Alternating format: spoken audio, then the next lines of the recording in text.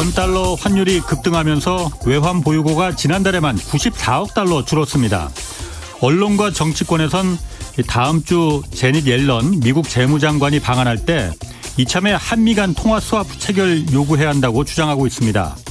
이 통화 스와프란 한국이 지금처럼 달러가 필요할 때 미국의 달러를 마이너스 통장 쓰듯이 좀 빼서 쓰는 걸 말합니다.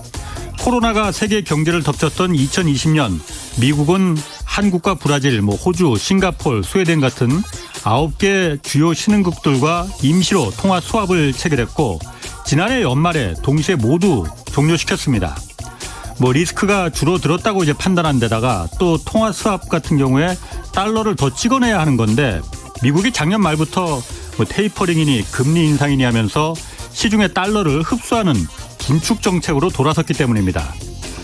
성일종 국민의힘 정책위 의장은 문재인 정권 때 한미 관계가 나빠져서 이 통화 스와프가 종료됐다면서 지금의 이 고환율 방어를 위해선 미국 재무장관 방한 때 통화 스와프가 꼭 다시 체결돼야 한다고 주장했습니다. 한미 간 통화 스와프는 이 중앙은행 간의 결정 사항인데다가 그나마 미국이 이 긴축 정책을 중단해야만 그나마 좀 가능성이 있습니다. 지금은 미국의 선처에 매달릴 때가 아니라 원화의 가치를 강화시킬 자체 방안을 강구해야 할 때입니다. 미국의 선처가 방안이라고 공개적으로 이렇게 밝히는 건 지금 군침 흘리고 있는 외국의 투기 자본들에게 먹잇감을 던져주는 꼴밖에 안 됩니다. 네, 경제와 정의를 다잡는 홍반장, 저는 KBS 기자 홍사원입니다. 홍사원의 경제쇼 출발하겠습니다. 유튜브 오늘도 함께 갑시다.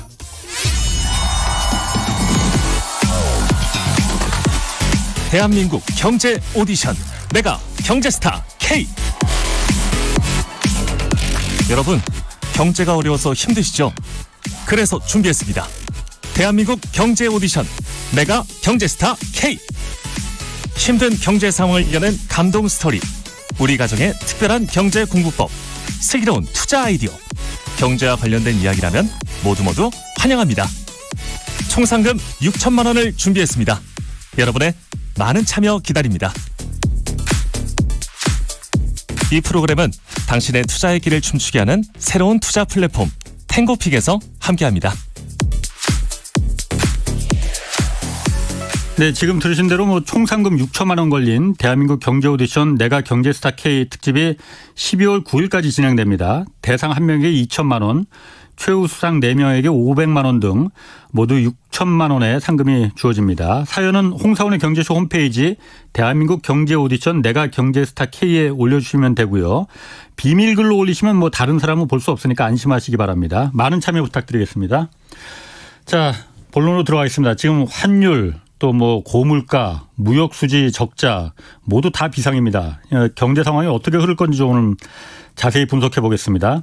제가 신뢰하는 KBS 유튜브 박종훈의 경제한방 진행자 박종훈 KBS 기자 나오셨습니다. 안녕하세요. 네, 안녕하세요. 제가 웬만한 사람 그렇게 신뢰 많이 안 하는데. 네, 고맙습니다. 네. 자, 오늘 한국은행이 기준금리 다 예상한 대로 0.5%포인트 올렸어요. 네. 그러니까 1.75에서 지금 2.25%가 되는 거잖아요. 기준금리가. 어떻게 보십니까? 이게 0.5%포인트 올린 건 사상 최초라면서요. 네, 사실 한국은행이 사상 최초 정말 진짜 꺼려하거든요. 제가 아주 잠깐이지만 한국은행을 다녀봤지 않습니까? 근데 KBS 들어오기 전에? KBS 들어오기 전에요. 근데 그때 저희 고참이셨던 분이 네. 일종의 OJT라 그러잖아요. 네. 원더잡 트레이닝. 이걸 하면서 저한테 이렇게 얘기하더라고요. 항상 끝날 때 사료됨.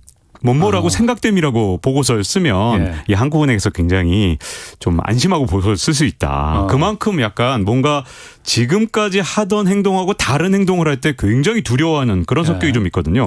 근데 이 사상 최초로 0.5%포인트를 올린다. 아마 한국은행 입장에서는 굉장히 부담스러운 행동이었을 게 분명한데요. 당연하죠. 다행히 이제 시장에서 하도 다들 0.5%포인트 올린다고 이렇게 그렇죠. 예측을 하다 보니까 그나마 좀 쉽게 그래도 일종의 이런 어떤 특이한 행동, 일종의 전에 하지 않던 행동을 할 수 있었던 게 아닌가 싶고요.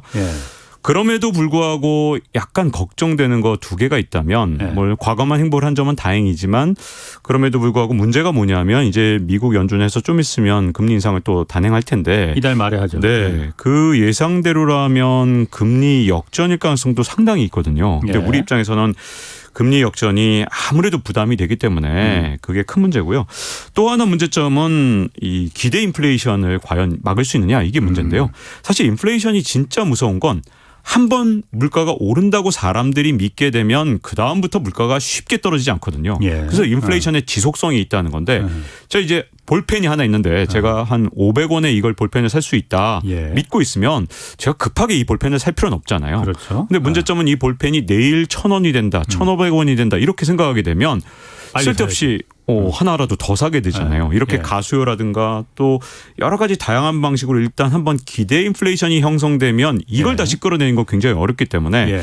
과연 이번에 빅스텝을 단행했다고 해서 그런 기대 인플레이션이 자라나는 것을 막을 정도인가는 예. 여전히 의문인 상태인 것 같습니다. 아, 지금 이 정도 0.5%포인트 정도 올린 거로는 물가가 오르겠다는 그 기대 심리를 막기에 충분하지 않다 이거예요? 좀 안타깝지만 그렇게 좀 보여지죠. 왜냐하면 왜냐하면 기자 이미 생각에는 더 올렸어야 되는 겁니까 그러면은? 물가를 막는 게 진짜 목적이라면 그거 하나만 놓고 봤다면 좀 불충분하고요. 문제점은 항상 또 이런 게 있지 않습니까?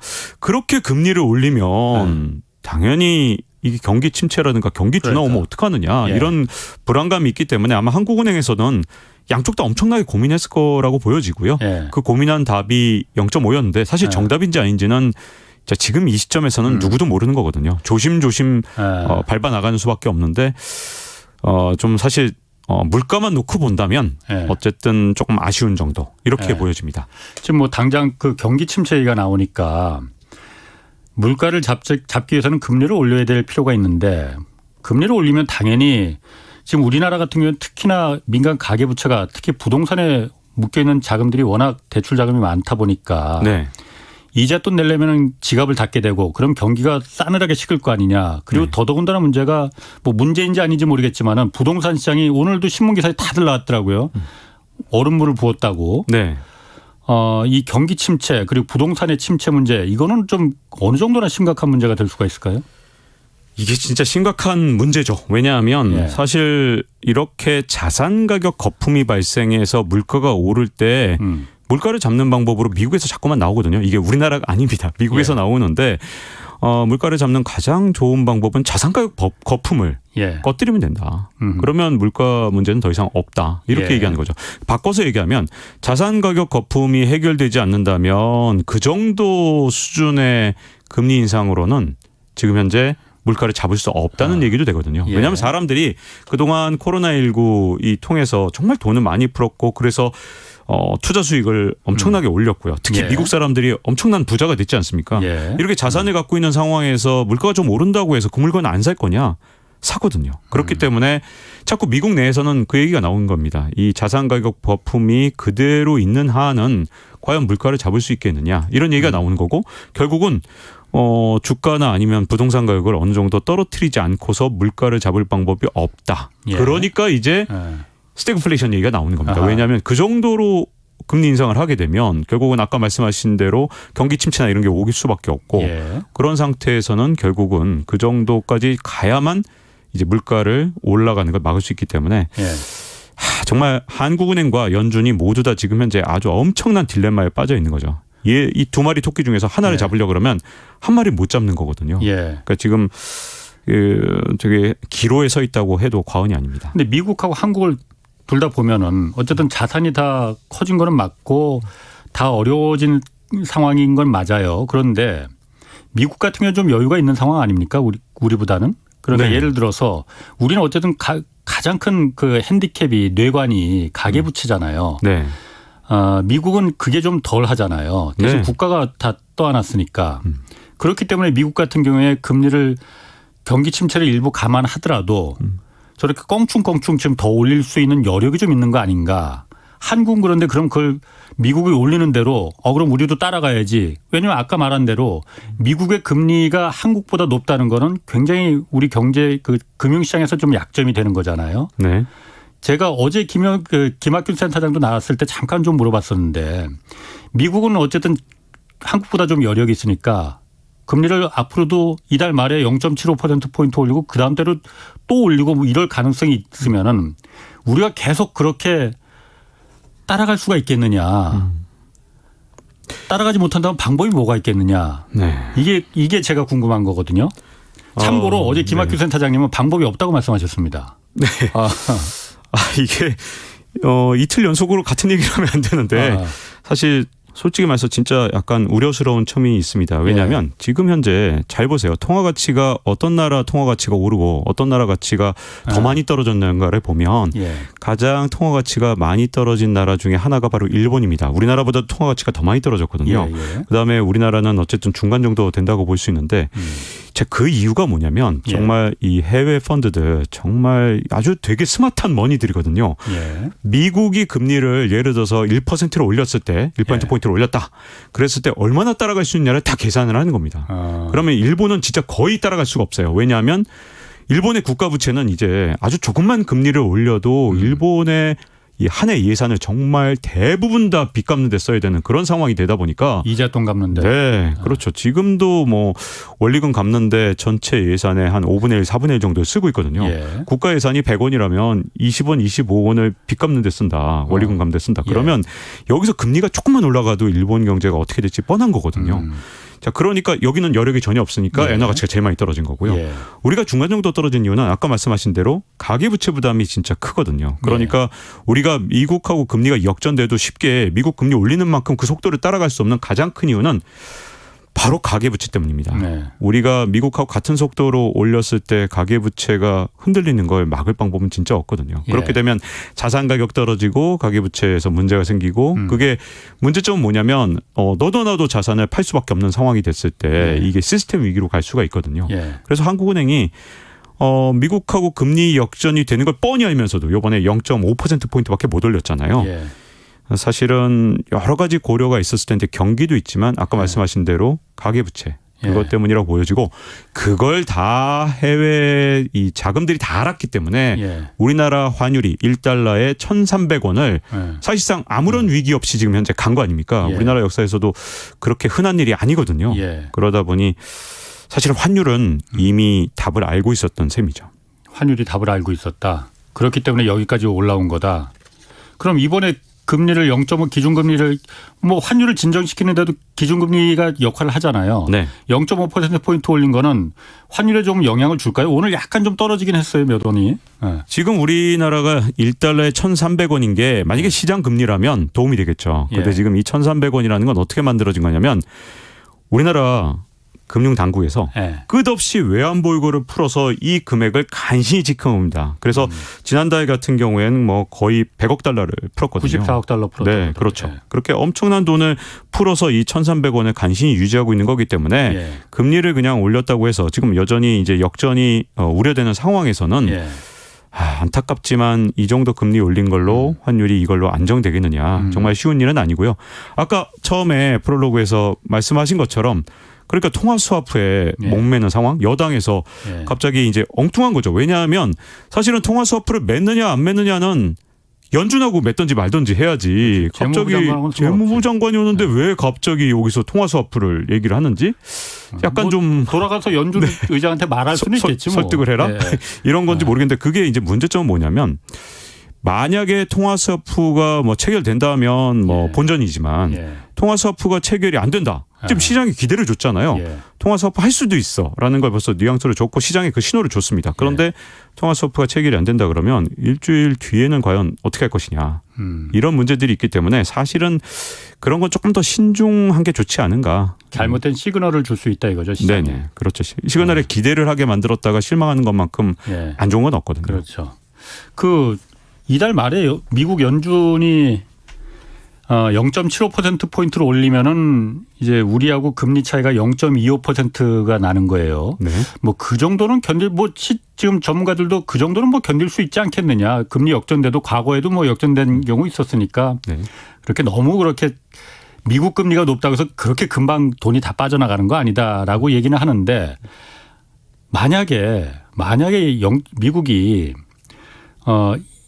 0.75%포인트가 아니고 지금 1.1%포인트 올린다는 얘기도 나오고 있잖아요. 1%포인트 얘기 나오고 있죠. 지금. 왜냐하면 미국은 지금 고용률도 굉장히 좀 호조를 보이고 있고 우리처럼 그렇게 막 좀 절박한 게 아니니 물가를 지금 때려잡기 위해서는 경기 침체 어느 정도는 감내해야 된다라는 차원에서 이참에 확실하게 잡으려면은 확실하게 좀 보여줘야 된다.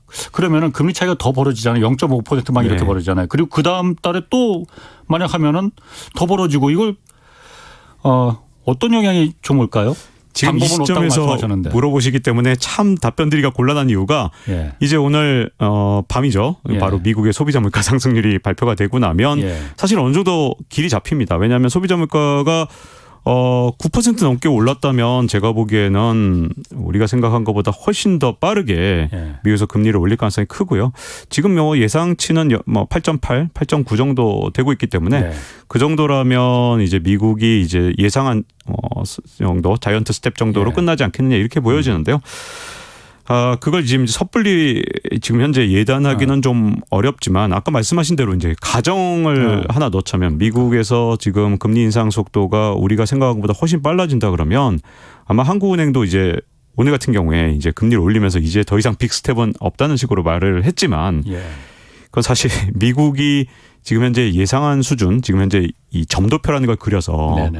연준의 이사들이나 이런 사람들이 다 이렇게 점을 찍지 않습니까? 그 점도표대로 된다면 그 말이 맞지만 미국의 물가 상승률이 앞으로 어떻게 될지는 진짜 아무도 모르거든요. 예. 지금까지 그 예측해서 다 틀렸지 않습니까? 많은 예. 전문가들이. 근데 예상보다 물가가 잘 잡히지 않는다면 당연히 점도표보다 훨씬 더 빠르게 미국 연준에서 금리를 올릴 거고 그건 분명히 우리 한은이나 또는 앞으로 금리 결정뿐만 아니라 우리 경제에도 아주 큰 영향을 미칠 거라서 그런 일이 안 일어나기 현재로선 바라는 수밖에 없는 그러니까 그런 상황입니다. 큰 영향이라는 게 안 좋은 영향이 미칠 거라는 건 당연히 저 같은 무식이도 알 것 같아요. 네. 어느 정도나 영향을 미칠지 그게 중요한 거잖아요. 네, 그렇죠. 근데 그러니까 사실은 그게 네. 큰 타격일지 아니면 그냥 일시적인 그냥 그 주기적으로 사이클 정도의 타격일지 네. 그건 좀 예측이 안 됩니까? 그걸 예측할 수 있느냐 없냐가 사실 우리나라 수출 동향 네. 그리고 무역 수지 동향을 사실은 좀 살펴봐야 있거든요. 예. 우리나라 같은 나라에서는 정말 모든 게 무역 수지 그리고 네. 수출 여기에서 결정되는 게 너무 많습니다. 그거 하나 믿고 있었죠. 네, 그렇죠. 그렇기 때문에 지금 우리나라가 과연 7월 그리고 8월 달에 어떤 수출을 보일 것인지 그리고 무역 수지를 보일 것인지가 굉장히 중요한데 자, 우리나라가 지금 일단 굉장히 적신호가 지금 현재 켜진 게 상반기에 무역 수지가 103억 달러가 적자였다. 예. 이 얘기는 아마 홍사훈 경제쇼에서도 네, 여러 번 엄청나게 했어요. 많이 예. 다뤘을 겁니다. 그래서 예. 상당히 걱정이 돼요. 왜냐하면 이게 우리나라 이 건국을 한 이래로 예. 상반기만 기준으로 했을 때는 사상 최대의 무역 적자잖아요. 예. 문제점은 이게 우리나라는 열흘 단위로 무역 수지, 수출 동향 이런 것들 발표하는데 7월 1일부터 7월 10일까지 무역 수지도 나와 있거든요. 예. 그러니까 얼마큼 적자를 봤냐 이게 중요한데 상반기에 103억 달러가 사상 최대였는데 예. 단 열흘 동안의 무역 수지 적자가 55억 달러였습니다. 자, 그러니까 열흘 동안. 네. 물론 이제 열흘 갖고는 뭐 주말이 어떻게 꼈냐 아니냐로 굉장히 많은 것들이 좌우되기 때문에 뭐 열흘만 갖고 막 단정해서 말하기는 굉장히 어렵지만 아무리 그렇다 하더라도 우리나라에서 열흘 동안 55억 달러의 무역 수지 적자를 봤다? 굉장히 드문 일이고요. 이게 또 단순히 볼 수가 없는 게 수출 같은 경우에 심지어 이 열흘 동안 8.9%나 감소를 했고 감소했어요? 네, 수출이? 감소가 있습니다. 그리고 지금까지 수출이 감소한 건 아니잖아요. 그렇죠. 둔화된 거지. 네. 엄청나게 빠른 속도로 증가세가 둔화된 거지 네. 마이너스는 아니었잖아. 맞습니다. 그리고 수입액이 13.2%가 늘어나면서 이 8억 달러가 이렇게 네. 여러 가지 이제 이런 것들이 이제 굉장히 큰 문제가 생겼는데 이 제가 보기에는 지금 현재 우리나라 상황이 그렇게 녹록하지 않다 이렇게 보여지는 거죠. 지금 현재 상황에서. 녹록 정도가 아니고 매우 심각한 것 같은데 제가 그냥 듣기에도 그러니까 여태까지는 무역 수지 상반기에 100억 달러 이렇게 적자가 났다 하더라도 네네. 수출은 괜찮았다. 네네. 그런데 다만 이제 수입 금액이 환율도 오르고 또 에너지 가격이 원자재 가격이 워낙 올랐기 때문에 네. 그것 때문에 지금 무역 수지 적자가 난 거지. 근본적으로 수출이 문제가 생기거나 어떤 산업 구조에 문제가 생긴 건 아니었다라고 알고 있었는데 뭐 7월 지금 한 열흘간이긴 네. 하지만은 수출액이 마이너스라는 거 아니에요? 네, 그렇죠. 그래서 지금 현재 좀 걱정되는 건요. 이제 우리나라가 지금 현재 이제 수출이 잘 안 되는 것들이 이제 뭔가 보면 예. 이제 우리나라 주력 수출 품목들이 지금 이제 약간 전망들이 점점 나빠지고 있잖아요. 예. 그래서 대표적으로 반도체 같은 경우에 지금 현재 굉장히 전망이 좀 안 좋은데 예. 예를 들어서 그 이유 중에 가장 큰 이유가 우리가 이제 PC나 태블릿 PC 같은 경우에 예. 정말 많이 샀지 않습니까? 코로나19 시절에. 예. 근데 이게 지금 현재 이 넷플릭스 가입자나 이런 아니면 유튜브를 보는 사람들도 크게 줄어들기 때문에 가장 예. 큰 문제가 클라우드를 증설 안 하는 게 지금 가장 큰 문제거든요. 그래서 우리 메모리 반도체가 지금 현재 타격을 받고 있을 가능성이 굉장히 크고 그러니까 그 그다음에 서버 센터 뭐 이런 거 말씀하시는 네, 서버 거죠? 센터나 이런 것들이 지금 잘 안 되고 있고요. 그리고 우리가 생각했던 것만큼 뭐 자유주행 시대라든가 예. 또는 뭐 인공지능 시대라든가 메타버스 시대를 갖다 다 꿈꿨었지만 생각보다 이게 지금 현재 쉽지 않은 상황이 왔고요. 예. 저는 이제 가장 큰 문제가 중국이 지금 현재 예. 가장 큰 키를 쥐고 있다고 생각하거든요. 어쨌든 우리나라 그 교육 1위 국가는 중국이니까. 네, 예. 그렇죠. 자, 우리나라가 사실은 28년 동안 중국하고 지난 28년 동안 교육을 하면서 예. 한 번도 중국한테 무역 수지에서 적자를 본 적이 없는데 그렇죠. 5월 달부터 지금 갑자기 적자로 돌아섰습니다. 예. 그게 지금 현재 우리나라한테서 가장 큰 문제인데요. 우리나라가 지난 28년 동안 무역 수지 흑자의 86%가 전부 다 중국한테 나왔거든요. 그런데 중국한테 만약에 적자를 본다면 이게 도대체 우리나라가 다른 나라 어떤 나라에서 흑자를 볼 수 있겠느냐. 예. 이게 지금 현재 우리나라로서는 가장 큰 문제가 아닌가 싶습니다. 그러니까 우리나라가 지난 28년간 그 흑자 규모액 중에서 한 86% 정도가 다 중국에서 나왔다라는 얘기잖아요. 네, 그런데 지금 그렇습니다. 이제 지난 2달간 중국하고 무역에서 우리가 흑자에서 적자로 돌아섰다는 거잖아요. 그러면은 전체 무역 수지가 아주 고질적으로 그럼 이 적자 무역 수지 적자 국가로 될 가능성이 있습니까? 그렇게 안 되길 바라는데 이제 네. 문제점은 이제 여러 가지 문제점을 좀 검토해 보면 예. 특히 환율 같은 경우에 예. 이제 외환위기 때 이제 사실은 우리가 적자를 진짜 많이 봐서 외환위기가 일어났지만 그때는 1달러에 860원, 880원 이랬거든요. 예. 그때 기억하시겠지만 그 당시 대통령이 1만 달러 시대, 1만 달러 시대 만들겠다고 환율 시장에 개입을 해서 억지로 끌어올렸었죠. 예. 원화 가치를. 근데 이번에 잘 생각해 보시면 1달러에 1,300원이거든요. 그러니까 이게 지금 아무런 위기 없이 1,300원까지 갔는데도 불구하고 이렇게 적자 폭이 확대되는 상황. 이런 상황이 굉장히 걱정이 되는 거고요. 예. 그리고 또 원자재 가격도 사실은 예. 5월 달 이럴 때는 좀 많이 비쌌지만 최근에 유가가 안정되면서 지금 100달러 선까지 내려왔지 않습니까? 예. 7월 달 같은 경우에 초반에. 근데 이런 상황에서 지금 현재 무역 수지 적자가 이렇게 급하게 늘어나고 있기 때문에 예. 걱정인데요. 제일 큰 문제는 이제 중국으로 이제 수출이 이제 급격하게 감소하는 부분에 있어서 이제 두 가지 원인이 있는 것 같아요. 첫 번째는 중국의 산업 구조 자체가 아예 크게 변한 것이 이제 예. 하나의 원인이고 또 하나는 이제 우리나라에서 탈중국을 선언한 다음에 이제 현장에서 이제 말을 들어보면 중국으로의 수출이 좀 쉽지 않아졌다는 얘기가 정말 많습니다. 그러니까 중국 같은 경우는 이제 우리는 사실은 이제 먼저 말을 하고 나중에 대책을 세우는 그런 경향이 있다면 예. 이제 중국 같은 경우는 이제 이 도광양회라고 하죠. 도광양회가 뭐냐면 칼날의 빛을 이제 칼집에 숨기고 예. 몰래 힘을 키워서 한 번에 칼을 휘두르는 그런 전략인데 사실 중국이 지금 우리한테 명시적으로 아무런 보복을 하지 않았지만 중국에 대한 수출이 이제 급감하고 있는 상황이다 보니까 지금 우리나라 중국 수출이 지금 뭔가 구조적인 문제가 있는 게 아닌가 이런 걱정이 자꾸만 나오고 있는 거죠. 그 탈중국 선언이라는 건 지난번 그 나토 정상회의 때 최강목 경제수석이 말한 거 그걸 말씀하시는 거예요? 그렇죠. 며칠 안 되는데 지금 중국하고 적자가 난 거 한 2달 정도 됐다면서요? 네네. 물론 최상목 경제수석이 말한 건 이제 최근 일인데, 예. 근데 그 전부터 이제 계속해서 탈중국 관련 이제 일종의 예. 계속해서 탈중국에 대해서 약간 예. 좀 신호를 계속 보내왔잖아요. 그러니까 그러다 보니까 미중 패권 경쟁 네.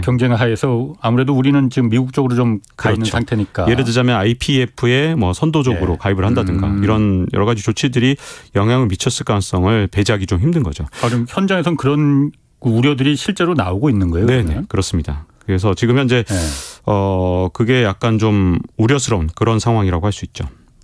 그 얘기가 나왔으니까 그때 그 최상목 경제수석이 그 중국을 통한 수출 호황 시대 이제 끝났다, 대안을 찾아야 된다, 뭐 이런 얘기 했잖아요. 이게 물론 중국에 너무 우리가 의존하는 게 부분이 많으니 그 부분에 대해서 좀 다변화를 시킨다는 거는 뭐 당연히 다 상식적인 얘기예요.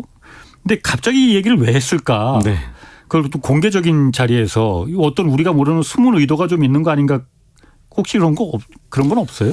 그것까지는 사실 의도를 파악하지 못하겠고요. 다만 좀 아쉬운 건 우리나라가 지금 홍콩하고 중국한테 수출하는 게 전체 수출의 30%나 되니까 사실 한 나라가 다른 나라의 수출을 거의 3분의 1가량 의존한다는 건 정말 말이 안 되거든요.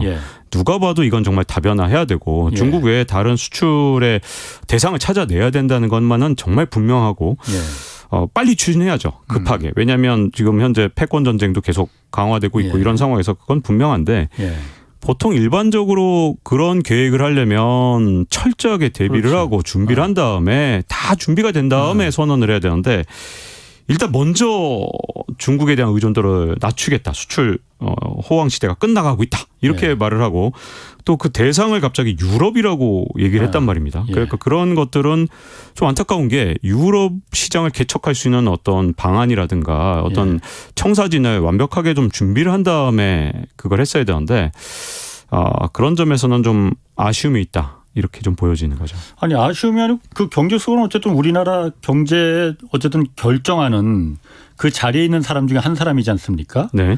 그럼 그런 공개적인 자리에서 그 말을 했을 때는 뭔가 그 이유가 뭐라고 해야 되나 큰 그림 뭐 이런 게 있을 법한데 아직까지 그런 거는 있을 법한데 현재로서는 뭐가 반드시 있어야 되는데요. 그러니까 좀 솔직히 기대를 해봐야겠죠. 그런 게 준비가 돼 있는데 아직 우리가 모르는 거기를 바라고 있습니다. 알겠습니다. 그 무역수지 적자가 사실 이게 그 환율하고 무역수지 적자가 이 굉장히 지금 위험하다, 심각하다 그렇게 지금 보고 있는데 지금 계속 지금의 무역수지 적자가 지금 예사롭지 않다라고 계속 말씀하시는 거잖아요. 이 환율 이게 그러니까 고환율이기 때문에 더 문제가 있다. 그 상태에서 지금 지난달에도 그 외환당국이 한 94억 달러 정도 환율 방어에 썼어요. 물론 환율 개입이라는 게 공식적으로는 안 되는 거지만 암암리 다 어떤 나라든 하고 있는 거지 않습니까? 우리는 뭐 거의 좀 밝히고 있는 상황이라고 할 수 있죠. 공개적으로. 그럼 이렇게 인위적으로 환율 시장에 개입해서 지금 왜냐하면 전경련에서도 그 수출기업들 조사해 보니까 적정한 환율 채산성을 맞출 수 있는 마지노선이 1,206원 정도다라고 하는데 지금 그보다 한 100원 정도가 높은 거잖아요. 그래서 이제 금융당국에서도 이제 외환 보유고를 털었으면서까지 환율에 인위적으로 개입을 하고 있는 건데 이렇게 인위적인 개입이라는 게 인위적인 그 뉘앙스에서 풍기듯이 어떤 부작용이 나중에 생길 수 있습니까? 사실 가장 걱정되는 건 우리나라가 외환 보유고를 정말 무한대로 갖고 있다. 예를 들어서 기축통화국이다. 미국 같은 나라다. 그러면 얼마든지 개입을 해도 되겠죠. 걱정 하나도 없으니까. 그런데 문제점은 그렇게 외환 시장에 개입을 하면 이 총알이 소진된다는 게 문제잖아요. 그러니까 우리나라 총알이 지금 어떤 상황이냐 굉장히 중요하다고 보여지고요. 외환 보유액이 그래서 중요한데 7월 달에 우리나라 이 외환 보유액 7월 초 기준으로 4,382억 달러인데 이게 세계 9위거든요. 야, 대단하다. 우리나라 이제 세계 9위나 될 정도로 대단한 나라구나. 이렇게 생각할 수도 있지만 문제는 첫 번째는 이 외환 보유액이 빠르게 감소하고 있는데 그 감소하는 속도가 너무 빨라요. 왜냐하면 3월 달 같은 경우에는 4,600억 달러가 넘었기 때문에 이게 한 넉 달 만에 200억 달러가 훨씬 넘게 감소를 한 거거든요. 그리고 또 한 가지 문제점은 우리가 지금 외환 보유고가 많은 편이냐 적은 편이냐를 그냥 세계에서 9위 수준이니까 괜찮다라고 하기에는 좀 어려운 게요. 사실 이제 국제기구나 이런 데서 과연 이 나라의 외환 보유고가 충분하냐 아니냐를 여러 가지 방식으로 좀 측정을 하는 게 있거나 아니면 권고를 하는 게 있는데요. 대표적으로 이제 IMF 기준이라는 게 있는데 IMF에서는 이제 우리나라의 여러 가지 뭐 외국인 증권 투자라든가 외채라든가 이런 거 다 감안해서 한 3,600억에서 5,400억 달러가 있으면 괜찮다라고 하니까 이제 우리가 좀 하단에 있긴 하지만 이제 그래도 그 범위 안에 좀 있는 거잖아요. 근데 IMF 같은 경우는 좀 잘 봐주는 겁니다. 왜냐하면 국제결제은행 BIS라고 있잖아요. 여기는 지금 이제 이 기준을 적용하면 예. 우리나라에는 외환 보유액이 9,300억 달러가 있어야지만 안심할 수 있다. 이렇게 기준이 나와 있고요. 여기는 왜 그러냐면 외국인 주식 투자 자금의 3분의 1 정도를 보유하는 것 이걸 예. 권고하고 있기 때문에 우리나라는 다른 어떤 나라보다도 사실은 외국인 투자자들에 의한 주식 보유가 굉장히 크거든요. 예. 그렇기 때문에 사실은 우리나라 외환 보유액이 정말 많냐 적냐에서는 불안한 점이 여전히 있는 거죠. 세계 9위라 하더라도. 예. 또 그리고 GDP 대비로 사실은 이걸 좀 따져볼 필요가 있는데 우리나라 주변에 있는 나라들이 뭐 싱가포르 10위거든요. 우리하고는 좀 비교가 안 되지 않습니까? 여러 가지로 규모는. 그래서 한국 GDP 같은 경우는 워낙 GDP가 어쨌든 많은 편이니까 예. 어느 정도냐. GDP 대비로 보통은 외환 보유액이 50% 정도는 있어야 한다고 하는데 우리나라가 지금 외환 보유액을 갖고 있는 건 27%이기 때문에 예. 이렇게 GDP 대비로 따지면 또 세계에서 하위권에 또 속하거든요. 자, 그리고 이제 외환 보유액이라는 게 예를 들어서 4,300억 달러가 있다 그러면 그 돈이 다 현금으로 있는 거냐? 그게 아닙니다. 아니죠. 네, 전부 다 따져보면 뭐 미국 국채라든가 회사채라든가 뭐 MBS 여러 가지 다양한 방법으로 갖고 있는데 예. 이게 경제적으로 위기가 오면 뭐 자산들이 다 가격이 폭락하는 그런 경향이 있잖아요. 현금화했을 때 얼마를 갖고 있냐 이게 굉장히 다른 문제가 되기 때문에 예. 어쨌든 우리나라의 외환 보유액 대비한 뭐 현금은 한 10% 이내거든요. 예. 그러니까 그런 점들을 다 봤을 때는 이제 문제가 뭐냐면 정부에서 너무 자꾸만 반복적으로 개입을 하면 문제는 외환 보유액이 줄어들었다는 그런 신호가 나오게 되고 이게 뭐가 문제냐.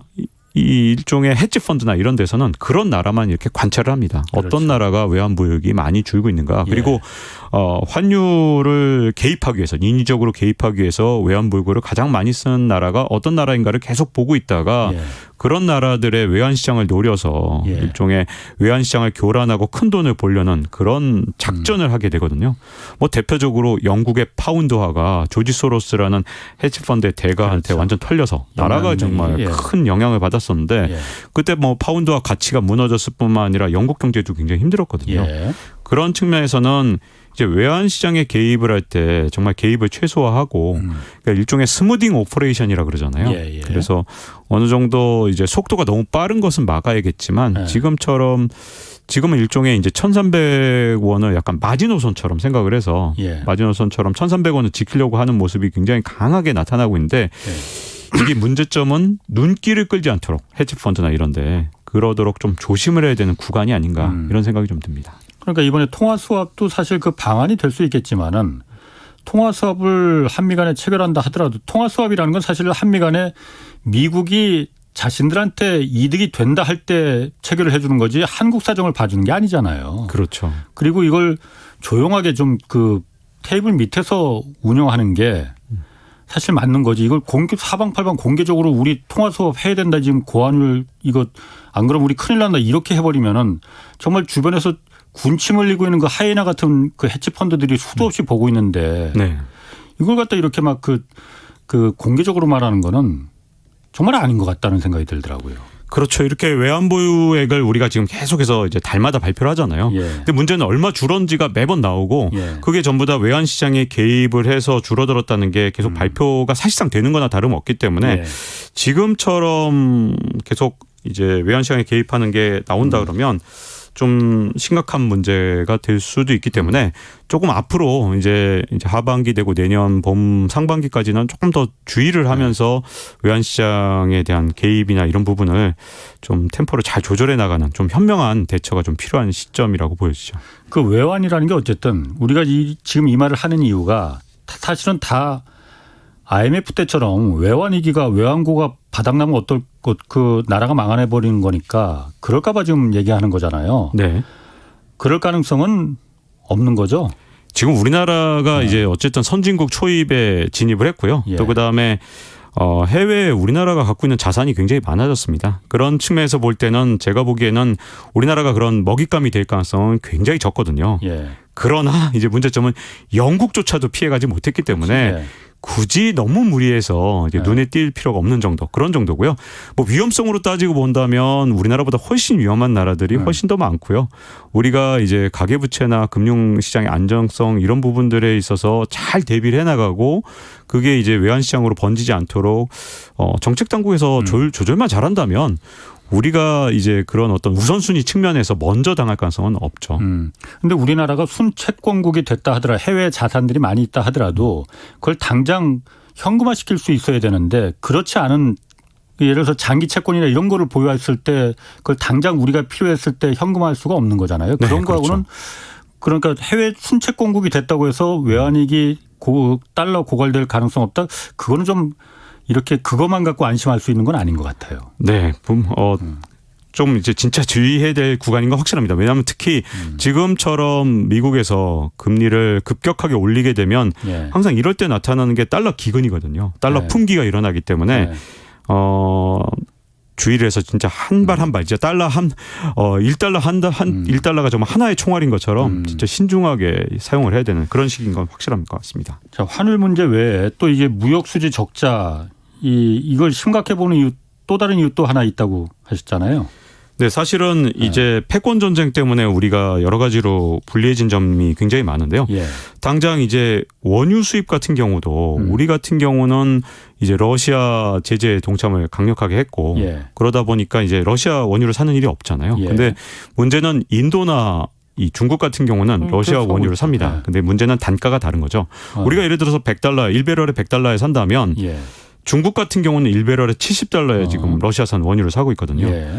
그러면 이제 지금 중국이 러시아산 원유를 현재로서는 계속해서 수입을 늘려가고 있는데 우리하고 원가 경쟁에서 훨씬 차이가 날 가능성이 큽니다. 러시아산 원유로 생산을 하면 예. 우리보다 훨씬 유리한 거죠. 당연히 그렇겠죠. 네, 그래서 예. 최근 들어서 갑자기 석유화학 제품 관련해서 무역 역조가 그러니까 예를 들어서 석유화학 같은 경우 우리 대중국 수출은 막 줄어드는데 예. 근데 중국에서 우리나라로 수출하는 건 늘어나고 있는 상황이거든요. 예. 그러니까 그런 것들이 제가 보기에는 영향을 좀 받고 있는 게 아닌가 이런 생각이 좀 들고요. 예. 또 한 가지 문제점은 우리가 또 이제 역시 러시아에 대해서 이제 여러 가지 제재를 하다 보니까 예. 러시아가 거꾸로 우리한테 제재한 것들이 있죠. 대표적으로 네온가스 같은 경우. 크립톤. 반도체 생산하는데 네. 꼭 필요하다는. 맞습니다. 이게 바로 반도체에 꼭 필요한 희석가스라는 건데 예. 자, 이 시장은 어떻게 돼 있냐면 대체로 희석가스들, 주요 희석가스들은 보통 한 30% 정도를 평균적으로 예. 러시아가 지배하고 있고요. 나머지를 누가 갖고 있느냐? 중국이 갖고 있습니다. 예. 자, 그런데 우리나라가 이제 러시아의 제재를 받았잖아요. 그래서 예. 러시아에서 더 이상 이제 네온이나 크립톤이나 이런 가스들, 희석가스들을 수출하지 않다 보니까 자, 그러면 나머지 시장 점유를 하고 있는 게 어디냐? 중국이 거의 다 갖고 있는 거잖아요. 예. 중국이 어떤 일까지 했냐면 네온가스 같은 경우에 예. 가격을 전년 대비 6월달 같은 경우에 무려 50배나 올렸습니다. 그러니까 이렇게 네온이나 크립톤 뭐 이런 것들이 전부 다 가격이 폭등을 했어요. 왜냐하면 이제 중국이 시장을 완전히 장악하다 보니까 예. 가격을 자기 마음대로 올렸다 내렸다 마음대로 할 수 있는 거죠. 근데 반도체 시장에서 우리랑 경쟁하고 있는 상황에서 사실은 우리 입장에서는 이제 뭐 지금 당장 이 네온이라든가 이런 것들이 물론 이제 가격 비중이 원가에서 차지하는 게 큰 건 아니지만 예. 이런 것들이 전부 다 이제 불안 요인으로 계속해서 작용을 하고 있거든요. 그러다 보니까 이런 상황이 계속되면서 과연 우리가 어떻게 대처를 해야 되느냐. 왜냐하면 이제 뭐 역시 이제 또 이제 아까 최상목 경제수석에 대해서 다시 돌아가면 이제 이런 어떤 정치적 결정들 예. 예를 들어서 우리가 뭐 러시아에 대해서 제재 동참을 한다든가 이런 것들은 뭐 여러 가지 대의를 위해서라든가 국제 정의를 위해서 충분히 참여할 수 있는데 예. 문제점은 그게 이제 경제적으로 어떤 대책을 하고 여기에 참여할 것이냐. 예. 이렇게 전부 다 일종의 비상 이 계획을 세워야 되는 거거든요. 컨틴전시 플랜을 세워야 되는데 예. 그런 계획 없이 일단 제재만 먼저 해버리면 예. 이렇게 이제 반격을 받았을 때 과연 이런 어떤 시장의 문제들을 어떻게 해결해야 되느냐 이런 문제들이 있거든요.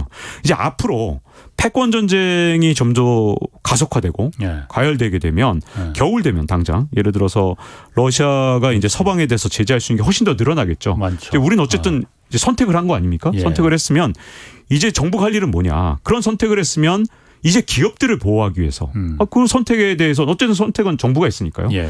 그러면 이제 어떤 방식으로 기업들이 이 생산에 차질이 없도록 계속해서 원자재를 공급받을 수 있는지 그리고 중국이 지배한 그런 시장에서는 과연 어떤 방법으로 우리만의 어떤 원자재를 공급받을 수 있는 라인을 만들고 루트를 예. 만들어 나갈 것인지 예. 이런 계획들을 이제부터 세워 나가야지 늦었어도 지금이라도 예. 지금처럼 만약에 이제 제재만 동참을 하고 후속 대책이 없는 상황이 된다면 우리 기업들이 하반기에 이제 수출이나 아니면 또는 필수 이제 원자재를 수입하는 데 있어서 예. 아주 큰 어려움을 겪지 않을까. 그래서 지금 정부의 대책이나 어떤 대안이 굉장히 시급한 상황인 것 같습니다.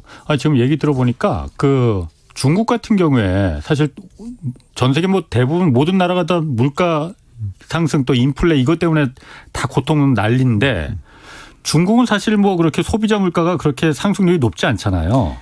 이게 그렇습니다. 그러면은 아까 말한 대로 러시아 석유가 워낙 싸게 들어오니까 다른 나라는 100달러 들어오는데 거긴 70달러에 들어오니까 네. 그것 때문에 물가 상승 뭐 인플레 이런 게 좀 덜한 거예요? 러시아 석유는 아직 비중이 그렇게 크지 않아서 네. 그것 때문에 물가가 다른 나라보다 덜 올랐다 이렇게 말하기는 어렵고요. 예. 사실은 저도 굉장히 궁금했기 때문에 한참 연구를 했습니다. 그래서 아유 진짜 이것 때문에 힘들었어요. 근데 중국의 경우에는 생산자 물가 상승률은 꽤 높은 편입니다. 생산자. 네, 그러니까 뭐 물론 이제 뭐 미국이나 이런 나라보다는 그것도 낮은 편이긴 하지만, 예.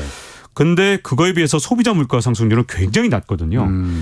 그 이유가 일단 중국 당국이 좀 통제를 하고 있는 것 같고요. 전가시키지 못하게. 네, 전가시키지 못하게 여러 가지 방식으로 통제를 하고 있습니다. 창구 규제하면 역시 중국이 최고로 잘하는 것 아닙니까? 예. 그리고 여기에 이제 뭘 도와주고 있냐면 이런 기업들이 물가를 올리지 못하도록 예. 강제도 하지만 또 동시에 저금리로 계속해서 자금을 대줍니다. 예. 그러니까 금리가 지금 막 올라가는데 중국의 위안화 대출은 싸게 해서 대출을 해주니까 이렇게 소비자 물가를 올리지 않도록 일단 1차적으로 만들어놨고요. 예.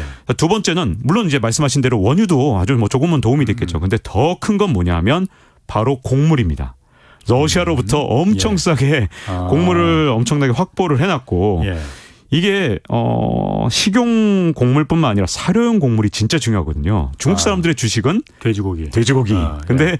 그 사료가 진짜 중요한데 이걸 러시아로부터 미리 다 입도선매라 그러잖아요. 왕창 사놨습니다. 예. 그래서 전쟁이 일어나자마자 이 중국 당국이 이런 건 정말 기민하더라고요. 뭐 거의 1년치를 재고를 만들어놨다는 소문이 있을 정도로 엄청나게 많은 사료용 곡물 그리고 식용 예. 곡물을 다 준비해놨고 이런 상황에서 돼지고기가 오르지 않은 겁니다. 이 중국 사람들한테 돼지고기가 굉장히 중요하잖아요. 예. 그래서 돼지고기뿐만 아니라 전체적으로 이 식품 가격이 안정된 거죠. 자, 그러다 보니까 자, 이 보세요. 중국 같은 경우는 어쨌든 당국이 굉장히 기민하게 미리 우크라이나 전쟁 일어나면서 동시에 그냥 이걸 다 준비했다고 하거든요. 원유까지 싸게 사는 상황에서 예. 자, 우리하고 중국이 이제 경쟁을 해야 되는데 예. 우리는 인플레이션이 일어나고 있고 지금 현재 벌써 물가 상승률이 전년 대비 6%까지 오른 상태고 예. 이대로 가면 연말이 되면 이거보다 훨씬 더 많이 오를 거라는 건 뭐 한국은행 총재도 말씀을 하셨잖아요. 예. 이런 상황에서 중국과 경쟁을 한다? 이게 쉽지 않은 거죠. 그래서 모든 측면에서 우리는 약간 인플레이션 안고 뛰어야 되는 거고 예. 중국은 사실은 어떻게 한 건지 모르겠지만 정말 기민하게 대처를 한 상황이라서 지금으로서는 좀 안타까운 상황인 것 같습니다. 왜냐하면 이게 그다음에 이제 어떤 후폭풍까지냐면 이렇게 인플레이션이 높아지게 되면 임금 인상 지금 현재 물론 뭐 계속해서 임금 인상을 억제하겠다 이렇게 말하지만 사실 이 상황에서 임금 인상을 억제하게 되면 경기도나 침체 오거든요. 이 물가는 8% 예를 들어서 올랐는데 임금이 그대로다? 그러면 실질소득이 8% 감소하는 건데 그렇죠. 경기도나 침체는 어떻게 막을 겁니까? 그렇죠. 그러니까 지갑을 더 닫지. 네, 지갑을 더 닫죠. 그러니까 내년에 임금 협상을 할 때 우린 임금이 더 올라갈 수밖에 없고 이런 예. 악순환의 고리에 들어갈 수 있지만 예. 중국 같은 경우는 어쨌든 지금 우리보다 좀 더 경쟁 우위에 쓴 측면이 있어서 조금은 우리 좀 대응이 너무 늦지 않았나. 우크라이나 전쟁 보면서 약간 구경하고 있었던 느낌? 그리고 제재는 하면서 아무런 그다음에 후속 조치는 하지 않는 느낌? 예. 그렇기 때문에 약간 좀 우려스러운 상황이 지금 되고 있는 것 같습니다. 어쨌든 그 인플레이션, 그 물가 상승이 아직 피크 상황은 정점을 찍은 건 아니잖아요. 네. 뭐 오늘 한국은행 그 이창용 한국은행 총재도 우리나라 같은 경우에 물가 상승 정점이 3분기 말이나 4분기 들어가서는 이제 그 정점을 찍을 것 같다라고 예상입니다. 예상하는 건데 미국에서도 지금 연준에서는 곧 하락세로 돌아설 가능성이 크다 뭐 이렇게 봤다고 하는데 그 가능성이 있습니까? 네, 당연히 굉장히 큽니다. 이유는 너무 간단하거든요. 사실은 이게 뭐 별거 아니에요. 저도 자신 있게 말할 수 있습니다. 올 연말 전에 피크 치고 떨어질 것 같습니다. 이렇게 제가 지금 이렇게 말씀드릴 수 있는데 그 이유는 뭐냐면 사실은 물가 상승률을 얘기할 때 뭐 전월 대비로도 하지만 우리 기사에 제일 많이 나오는 건 뭐냐? 전년 대비잖아요. 예. 근데 전년 대비로 봤을 때 이제 문제는 뭐냐면 2021년 4분기부터 이미 물가가 급등하기 시작했거든요. 그러니까 이미 급등한 상태에서 다시 22년 4분기가 되면 당연히 전년 대비로 하면 21년부터 올랐기 때문에 여기서 만약에 인플레이션이 피크를 치고 정점을 찍고 떨어지지 않는다 그러면 예. 그건 뭐 정말 경제 위기 상황 수준인 거죠. 근데 예. 그렇게는 되지 않을 거라고 보기 때문에 저도 예. 정점일 거라고 생각을 하거든요. 예.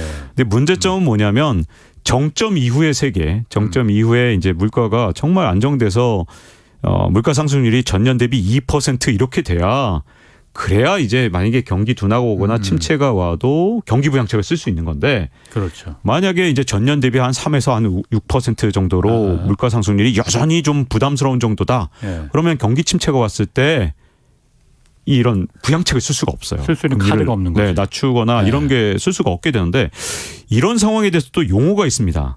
예. 어벤져스 보셨어요? 어벤져스? 거기 엔드게임, 마지막 편이 엔드게임이었거든요. 예. 그 번역 논란 갖고 막 시끄러웠던 적이 있는데 이 엔드게임이라는 게 마지막 편 제목입니다. 근데 네. 이게 경제 용어로 좀 쓰여요. 이게 언론사들이 쓰는 건데 미국 네. 언론사들이. 엔드게임이라는 게 뭐냐면 이제 서양 체스를 뒀을 때 예. 거의 다 말이 다 잡혀 먹어서 이제 서로 상대방이 다 나도 없고 말이 별로 없고 상대방도 없을 때 둘 수가 별로 없는 상황. 이게 엔드게임이거든요. 예. 그래서 문제점은 뭐냐면 물가가 어느 정도 이제 완전히 낮아지지 않고 어느 정도 높은 상황에서는 엔드게임 상황. 즉 이제 경제 정책을 집행하는 예. 금융 당국이나 아니면 정책 당국이 쓸 수 있는 카드가 별로 남지 않은 상황. 엔드게임 상황이 내년에 올 수가 있어서 예. 이제 세계 경제가 이제 약간 걱정되는 건 경기 둔화나 침체를 겪어서 디플레이션 상황으로 올 수도 있는 거고 경기 둔화나 침체가 왔는데도 불구하고 물가가 계속 오르는 스태그플레이션 상황도 올 수 있기 때문에 예. 사실은 여전히 위험성은 인플레이션이 피크를 치고 정점을 치고 4분기에 전년 대비로 떨어진다 하더라도 그게 완전히 안심할 수 있는 상황이냐 예. 그건 조금 부담스럽다는 거죠. 다만 증시는 야 정점 찍었네. 이제 주식 투자해도 되는 거 아니야. 그래서 일시적인 상승을 할 수도 있겠지만 전체적으로 봤을 때는 그것만으로 경제가 회복될 것이다. 이제 위기는 끝났다라고 하기에는 여전히 부족한 점이 많습니다. 그 경기 침체가 이제 곧 온다고 하는데 뭐 어제도 잠깐 좀 물어봤는데 그 김학균 세대들한테도 물어봤는데 사실 제 주변에서도 그런 말 많이 하거든요. 야, 광복 해방이 왜 우리나라 경기 침체 아니었던 적이 언제 있냐고. 뭐 네. 계속 사이클적으로 오는 거잖아요. 네. 경기 침체가 어느 정도나 그러니까 그냥 쉽게 옛날 1930년대 그 대공황 수준으로도 올 수 있는 거예요? 그건 정말 누구도 예측할 수 없을 것 같고요. 예. 저도 뭐 당연히 전혀 아니 그렇게 모르겠습니다만. 얘기하는 사람들도 있어서 지금 제가 겁나서 네. 물어보는 거거든요.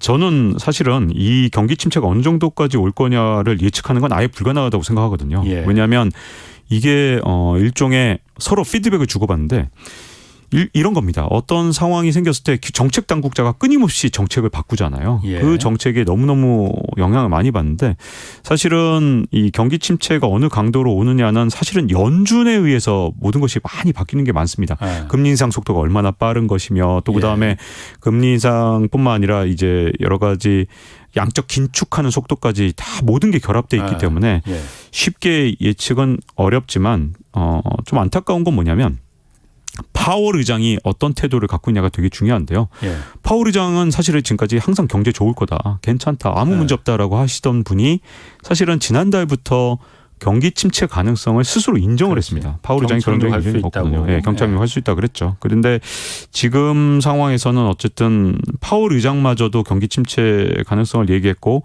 여러 국제 금융기구도 얘기를 한 상황에서 경기 침체 가능성은 그 어느 때보다 높은 건 사실이고요. 근데 경기 침체라는 게 또 바꿔서 얘기하면 그럼 어마어마하게 우리한테 이제 드문 일이고 정말 충격적인 일이냐 그렇진 않고 세계 경제가 보통 8에서 한 10년마다 경기 침체를 겪어왔고요.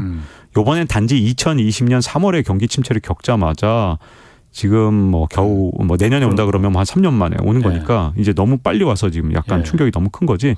사실은 뭐 경기 침체는 우리 세계 경제가 한 8에서 한 10년마다 겪었던 거라 그 자체를 너무 공포감을 갖고 볼 필요는 없죠. 근데 말씀하신 것처럼 대공황 수준이 올 수 있냐 없냐는 그걸 알 수 있다면 정말 그건 뭐 인간의 예측이나 이런 걸로 알기는 거의 불가능한 수준이 아닌가 싶습니다. 그래도 주변에 많이 이렇게 뭐 어쨌든 풀린 그 여러 가지 지표들이나 돈 풀린 양이나 뭐 이런 거 보면은 좀 예측이 어느 정도 가능할 수 있지 않을까 싶은데 시간이 다 됐습니다. 네, 다행입니다. 네, 답변하기 힘들었는데. 자, 지금까지 박정훈 KBS 기자 함께했습니다. 고맙습니다. 네, 고맙습니다.